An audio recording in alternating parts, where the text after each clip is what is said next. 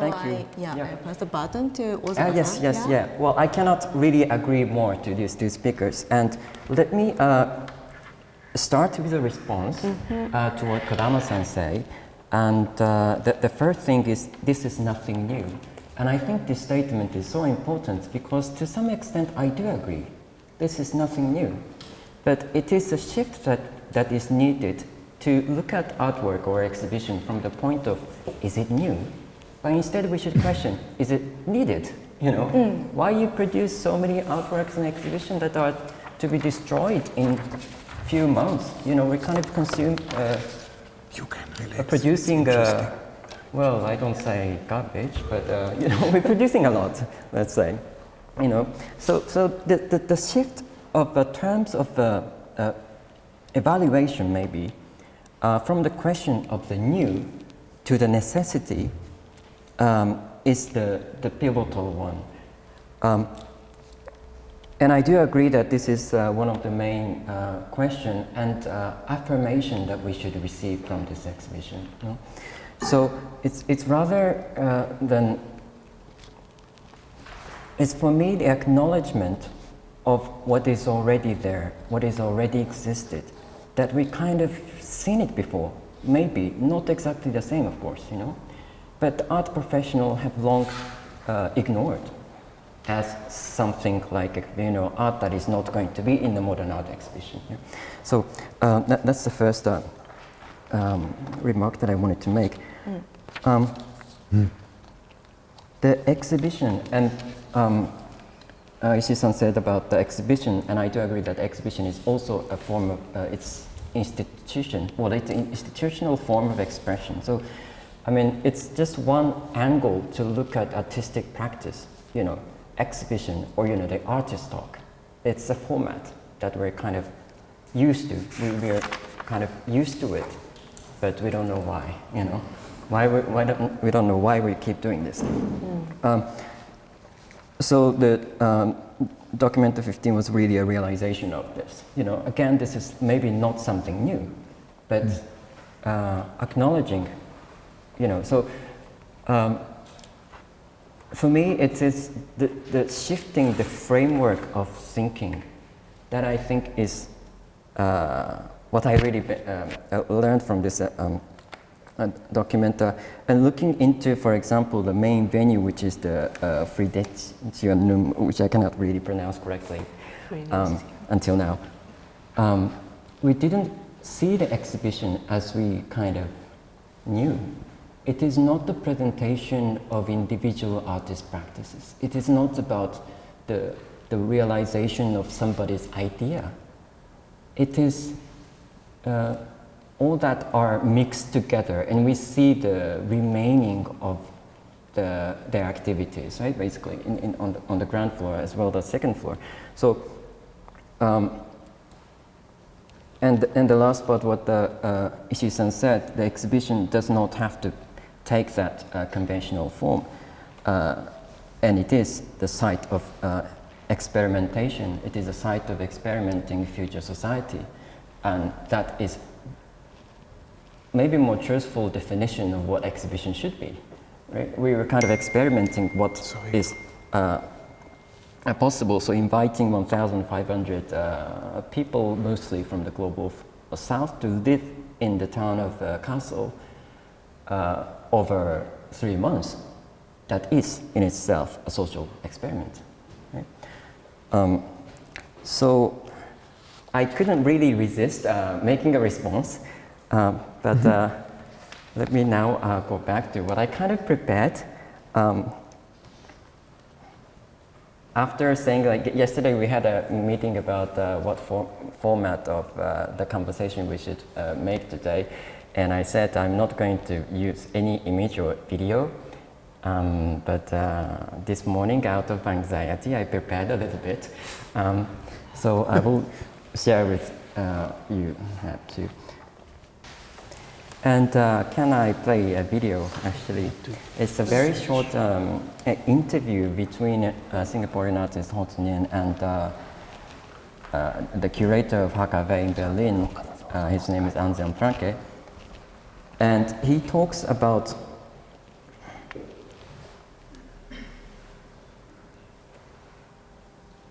Oops. Okay. Yeah, let me play the video anyway. Because for me it's very important that a kind of anxiety, the political, social condition before Documenta 15, even before that anti-Semitism claim kind of spoiled all the curatorial attempts. That it was, of course, during COVID and at the very end period of COVID, they were kind of start to travel. But anyway, let me play this video and we'll take it from there. In the same stroke. I don't know, I would have to ask an oracle. And which one would be appropriate? Which one would be most appropriate? My sense is that, you know, we are seriously seeing the end of times for the so-called art world, because the premises on which it has been built and globalized in the last decades are simply falling apart, and by that I don't mean the money, because obviously those who have provided the cash mostly, which means the 1% globally in the last decades again, are getting richer and richer. So there will be some form of art world attached to their needs and fancies. But everything else connected with the art world is simply falling apart, and that is the liberal order. And the liberal order where capitalist liberalism, economic liberalism, was tied to or believed to be to a certain degree equal to democratic liberalism. And art as a prime form of expression of the liberal subject already since the beginning of its modernization, say after the French and English revolutions, being a kind of paradigmatic expression of that liberalized individual, of the self, juridically stabilized, self-possessed, nationally tinged interiority of the liberal subject. That old liberal order and the new liberal order, the one of the whatever post you want to choose, depending on your location in empire, say post 89, the belief that art by itself is a democratizing force, a liberalizing force. These ideological constructions, however pleasant and forceful they once were, are no longer. You know, they don't hold. So for institutions, the consequences for institutions that rely on that liberal consensus, the narratives, the historical narratives that supported this liberal consensus are not able to reactivate it, right? And it's sliding away. So the consequences will be grave. And I have no idea yet how to phrase exactly what that means. No? But I know that we need to live up to it and get rid of the illusions or make sure that we are not sticking to something that has outlived itself, because we'll soon otherwise find ourselves as the liberal fig leaves in a fascist society. And of course, every fascist society needs its liberal fig leaves.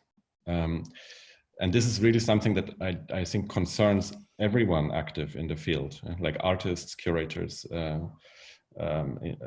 no exception. So yeah, I'm working on an exhibition that is trying to get, it's not an archival not a historically.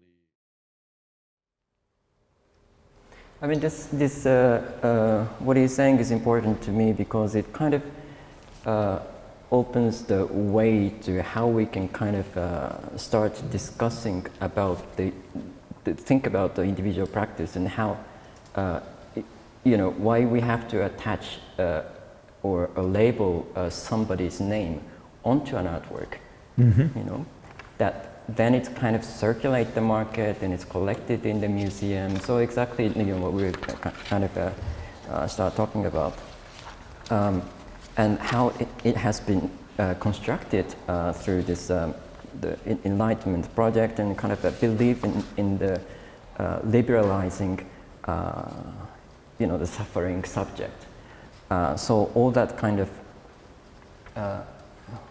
well, not all, but many exhibitions, including Documenta itself, Gwangju Biennial, or Setouchi Train that are based on the history of,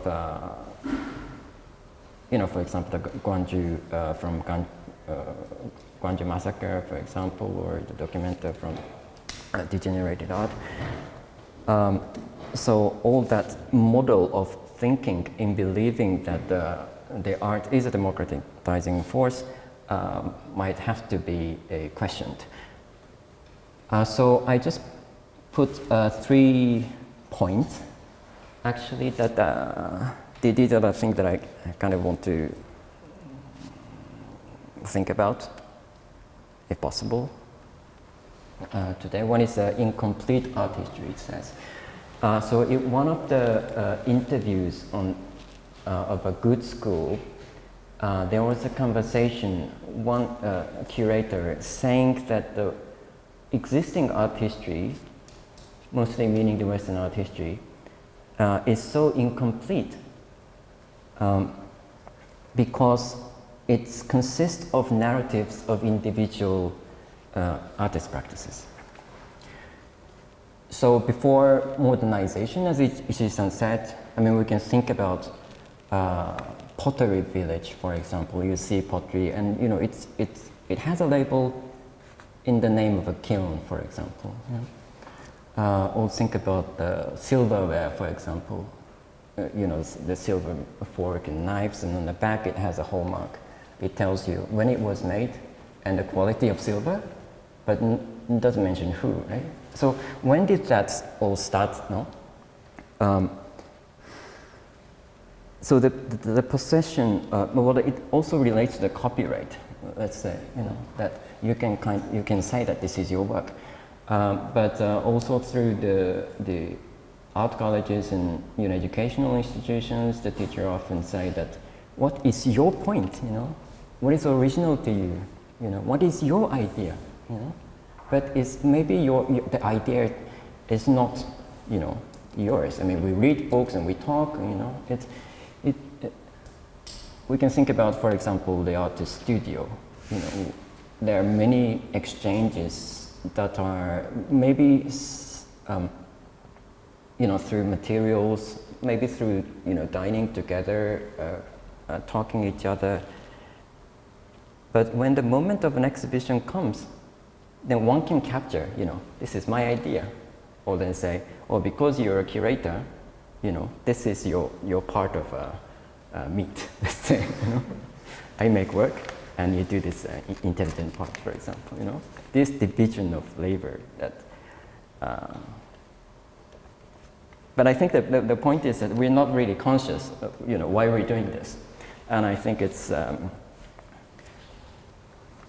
probably not healthy, not politically right. And I think it kind of creates the unhealthy relationship between curators and artists, which a kind of convention that we don't have to follow. The public without institutions. So this is not a picture of a Documenta 15, but this is the house where ruangrupa actually started their curatorial artistic practice. So it's basically a room, a house with a TV where they started to invite fellow artists and neighbors.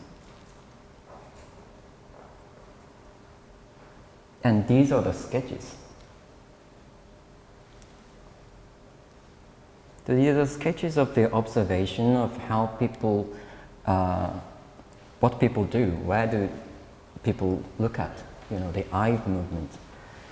And it was striking to me. I mean, when we think about the public, if you're kind of used to this curatorial theories or studies, it's usually the museum that represents this, the subjectivity of the public. But in a city where there are no art museum or institution or the funding system, I mean, the absence of museum or art infrastructure doesn't mean there is no public, right? Of course.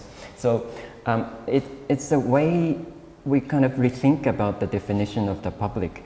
And for me, these sketches really tells me about the person. So this is not the curatorial point of view, let's say.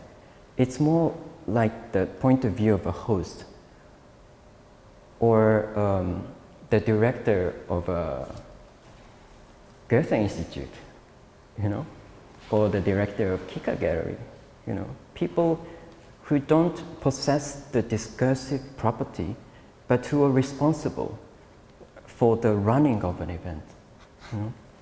So we don't really have the right word, I think, for this, and maybe we can tentatively say the owner of a space, or it doesn't really mean that that person owns actually that the property. So, or maybe a host. So this gaze of hospitality and trying to make sure that all people who came to see the exhibition or maybe the public space that the event were happening are happy, this hospitality, and trying to make sure that nobody is really stressful in the situation of an exhibition. Let's say, well, I have an experience of going to museum and it's so well, installed. Sorry, it's my Siri. The artworks are so perfectly installed that kind of make me speechless. This tension, I kind of like, I think I get to like it, and I think that's how we kind of call it a good exhibition, There are, for example, in the space, 10 artworks installed in perfect dialogue that you cannot really move it, and it's kind of impossible to think about this artwork going somewhere else, This perfection, based on what I think, I also question, what is this feeling when you enter an exhibition space and it's good, So it's also in me, and I think it's also in us. So yeah, that was the second point. Yeah, let me move on to the third one, and I will end. Interlocality geopoetics. So these are the slides from the lecture that I used at the university. So I know it's very hard to see, but it's a summary of a paper written by Patrick D. Flores, who is the art historian at Manila University, and now he's a curator at National Gallery Singapore. It's titled Address of Art, Vicinity of Region, Horizon of History. So he wrote this essay, and in it he questioned how have Southeast Asian art history been written. So he's kind of giving out the way how you could possibly decolonize art history. So it lists from 1 to I forgot how many, but 6 or 7. So it kind of lists up what we can do about this. So I just highlighted a few points to, for our thinking exercises. The first is the existing art history centralized the concept of linear timeliness. So you can think about like 1960s, like, you know, this kind of community art happened in 1960s in North America, or, you know, it was something similar in Japan as well in the 1955 or something. So that kind of put some region very outdated. You know, it's if you have one timeline that all the other regions has to kind of match their history to it, the obvious consequences is that they produce absence or misinterpretation, negation, omission, Orientalism, and so on. So he proposes, instead of looking at timeliness, why don't you instead aim for untimely? Because these are the regional, you know, what it was not global, let's say. So this way of thinking from the concept of timeliness to the untimely. And he also suggests like the national history is a problem. Because when you say like Japanese art history, I'm going to have to think about Korean art history and Chinese art history. So obviously that kind of creates conflict, and it creates inside and outside. So instead he proposes that national modernities are not erased but understood belonging to assemblies. So these are temporary assemblies. So this zone of art history has to shift from one point to another. And it's this transition that is important. And I think in this point, this documenta was a little bit different because it has a focus on kind of a regional, I don't want to use the word identity, but when you say solidarity, that implies a kind of rooted political problem that does not shift. So I think ruangrupa used the word interlocal or interlocality because of that. So Patrick's idea is a little bit different from that. So in the end, he proposed, he kind of coins the idea of geopoetic instead of geopolitics. So yes, I think these are the three questions that I kind of have. Thank you. It was very. Thank you. Very